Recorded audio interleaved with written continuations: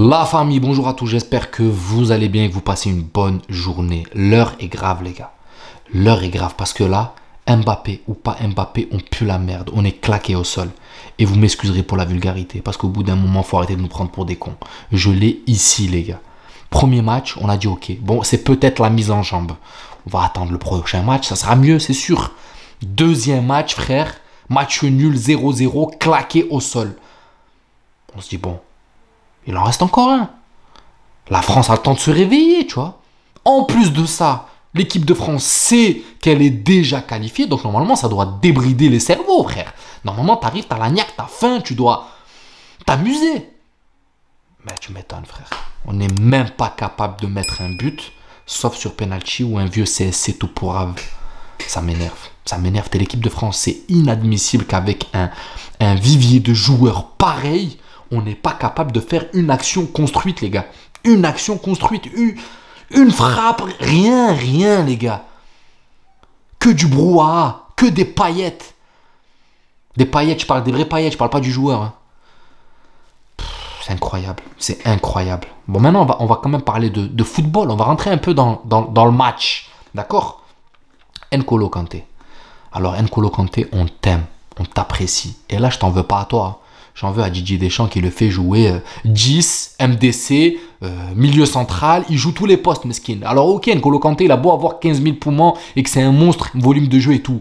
Mais frère, au bout d'un moment, tu peux pas l'enlever de son poste de prédilection et lui demander de faire des choses que même les grisous et tout n'arrivent pas à faire avec une telle technique, aisance. On sait très bien qu'N'Golo Kanté n'a pas cette aisance technique de numéro 10. Qu'est-ce que tu lui demandes de faire des dingueries, frère? Et il y en a qui lui en veulent parce qu'il n'a pas mis la passe à Mbappé et tout. Mais c'est normal, les gars. N'Golo Kanté, il est là. Il avance. Il passe les lignes les unes après les autres. Il donne un caviar à Dembélé. Dembélé nous fait du dembouze à rater, à tirer sur le gardien. La balle revient dans les pieds de N'Golo Kanté. Il est perdu parce qu'il n'a pas ce réflexe de meneur, de se retourner. Bam, il y a quelqu'un de libre. Bam, je lui donne. Il était perdu. Il s'attendait même pas, mesquin, que Dembélé rate. Donc là, oui, il y en a qui ont dit pourquoi il ne la donne pas à Mbappé. Ben, moi, je comprends, parce qu'il n'a pas ses réflexes, d'accord? 10, ça ne s'apprend pas. 10, ça ne s'apprend pas. N'Golo Kanté est MDC, milieu défensif. D'accord? Il est là pour ratisser devant la défense. Et il le fait. Le problème, c'est que N'Golo Kanté ratisse devant la défense, fait un travail excessif de ouf au milieu central, au niveau du rang central. Et en plus de ça, il est là à apporter les ballons aux attaquants, frère. Il fait le travail de Tchouaméni, le travail de Toni Kroos et le travail de Bellingham, les gars. Vous vous rendez compte? N'Golo Kanté. Et vous voulez qu'il fasse tout bien dans toutes les lignes. Vous êtes malade ou quoi, les gars? Normal qu'à la fin, il est fatigué. Et le problème, c'est que ça va seulement le tuer. Ça va le siphonner physiquement. N'Golo Kanté, il a plus 20 ans, les gars. Et on l'a vu, 60-70e, ça y est, il commence à être rincé, le pauvre, même pas capable de donner une passe dans les pieds. Et c'est normal, tout à fait compréhensible. Vous voyez, quand je vois Dembélé comme ça, je vous jure, j'ai l'impression de voir Vinicius il y a 2-3 ans derrière, qui fait le plus dur et qui rate le plus facile. Plus facile, donner une passe ou mettre une frappe, ou tu balades 3-4 joueurs en partant du milieu de terrain, frère. Tu les asphyxies, 2-3 joueurs, tu les élimines normal. Et quand tu arrives, tu as un contre un et tu te foires. Alors tu pourrais la donner, mais je sais pas, tu fais un truc, tu l'envoies dans les tribunes, tu l'envoies. Je vous jure, quand je vois Dembélé, j'ai l'impression de voir Vinicius il y a 2-3 ans, les gars. C'est un truc de fou. Équipe de France, j'arrive pas à comprendre. Alors là, contre l'Espagne, l'Allemagne ou le Portugal, j'espère quand même que le niveau de jeu va se rehausser, parce que je vous jure, sinon on est cuit. On n'a pas le level, je suis désolé.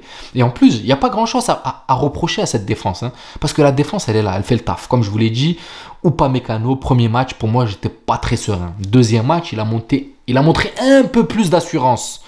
Mais là, troisième match, je suis désolé, les gars, ça retombe au premier match, en fait.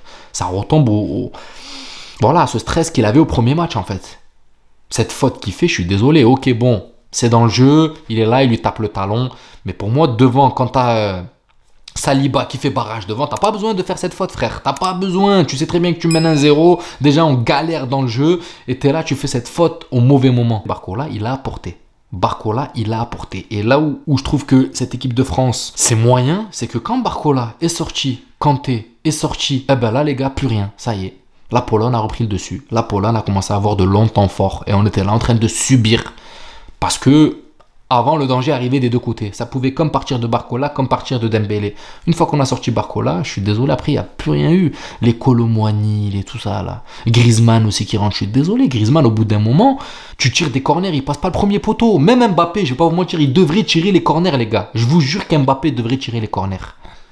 Il devrait tirer les corners, il les tire mieux que Griezmann. Sur cette compétition, en tout cas. Parce que Griezmann, depuis le début, il passe pas le premier poteau, les gars. Le premier coup franc qui tire bien, c'est celui-là. Là. Le dernier, ok, bon, Griezmann n'a pas joué tout le match, mais c'est chaud quand même. On te demande de tirer bien des corners, de les déposer sur des têtes ou au moins d'envoyer dans le paquet, frère. Tu dépasses pas le premier poteau, alors qu'on joue que contre des Polonais, des Autrichiens qui font 2 mètres. Et Griezmann, il est rentré 20 minutes, frère, il a pas touché un ballon. Pareil. Et c'est pas que je lui en veux ou quoi. Griezmann, c'était Griezmann, mais j'ai l'impression qu'il commence à faiblir. Voilà, c'est pas le Griezmann de la Coupe du Monde. Le Griezmann de la Coupe du Monde qui était partout, paf, qui distribuait, virevoltant et tout. Et là, j'ai l'impression que, je sais pas, c'est plus le Griezmann d'antan. Je suis désolé. Camavinga, pareil, je suis désolé. Camavinga, ok, t'es madrilène, t'es le frérot. Mais frère, tu rentres, tu fais de la patinoire. Tu fais que glisser. Demande un temps mort, va changer tes crampons. Ou quand il y a eu la buvette, là, change tes crampons, fais quelque chose, c'est pas possible. 3-4 appuis, 4 fois tu glisses. À un moment, ça va pas. Il y a quelque chose qui va pas avec le matériel. Donc, faut changer. Faut changer, frère. Non, je suis désolé, les gars, franchement. Je trouvais ce match, encore une fois de plus, les gars, en dessous. Je suis désolé, c'est pas digne de l'équipe de France, clairement. Clairement, je l'ai ici, j'ai le seum. Parce que 3 matchs, les gars, quand même. Hein. 3 matchs. Alors, normalement, voilà, tu en rates un, tu en rates 2, tu peux pas rater les 3. Et je sais même pas comment on a fait pour être qualifié, les gars. On est qualifié avec un vieux CSC tout pourravé, un penalty. Et l'équipe de France est en 8e. Je sais pas, miracle. Alors, j'ai pas calculé, j'ai pas cherché à comprendre et tout.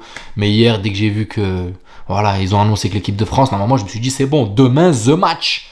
En parlant d'aujourd'hui, the match. T'arrives psychologiquement, tu sais que t'es qualifié. Normalement, tu claques un match de psychopathe, frère. Bah, putain. Match de psychopathe. Je me demande comment ça va se passer pour la suite. Hein. Après, bon, il y en a qui me disent, ouais, la France, c'est un diesel. Vous m'avez dit ça dans les commentaires quand j'ai fait un débrief récemment. La France, c'est un diesel, t'inquiète pas. Le diesel, il met quoi? Il met 4 matchs, 5 matchs pour se réveiller. Mais attends, au bout d'un moment, on avance. Hein. On a tous des diesels, frère. Au bout d'un moment, ok. Au bout d'un moment, ça roule, frère. Ça met un peu du temps à préchauffer, mais quand ça préchauffe, ça y est, après, c'est parti, c'est lancé. Au bout de 3 matchs, tu vas me dire que le diesel, il a pas préchauffé encore, frère. Pas un diesel, là, c'est... Oh, c'est trop. C'est trop, frère. C'est le diesel de Leclerc avec de l'eau dedans mélangée. Non, c'est une dinguerie. Franchement, c'est une dinguerie. Je suis énervé, les gars. Je suis énervé. J'ai tourné 2 fois cette vidéo parce que la première, j'avais pas de son. Alors, quand j'ai vu que j'ai fait 10 minutes de tournage et que j'avais pas de son, j'avais le seum. Là, je retourne et j'ai tout le temps les mêmes nerfs, comme si je venais juste de finir le match. Alors que ça fait une demi-heure qu'il est fini. Je vais rater le match de l'Angleterre à cause de tes conneries, les gars. Enfin, bref.